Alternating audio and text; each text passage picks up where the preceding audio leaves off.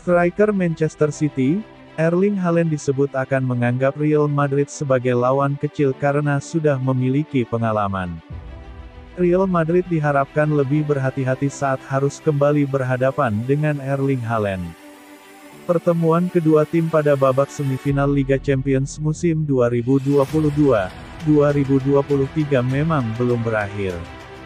Mereka masih harus bertemu pada laga leg kedua babak semifinal di Stadion Etihad, Kamis tanggal 18 Mei tahun 2023 pukul 2 waktu Indonesia Barat. Pada pertemuan pertama, Erling Haaland sukses dibuat mati kutu oleh sang lawan. Demi menghentikan Haaland, Real Madrid memasang Antonio Rudiger dan David Alaba untuk mengawalnya. Strategi Carlo Ancelotti berpeluang bertambah ketat pada pertandingan leg kedua. Apalagi, Haaland nantinya akan bermain di Stadion Etihad yang merupakan kandang timnya sendiri. Dukungan dari supporter bisa memberikan motivasi lebih besar kepada sang striker. Tidak hanya itu, striker asal Norwegia tersebut dinilai sudah belajar dari pengalaman saat dikawal ketat. Pelatih Manchester City, Pep Guardiola, berani memperingatkan sang lawan soal kondisi terbaru anak asuhannya.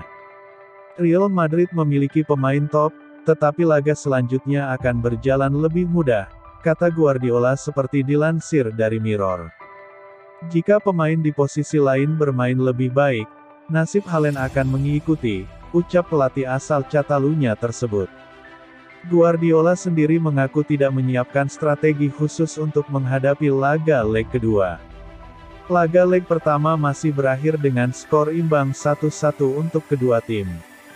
Keduanya harus menang secara mati-matian demi menjamin satu tempat di partai final.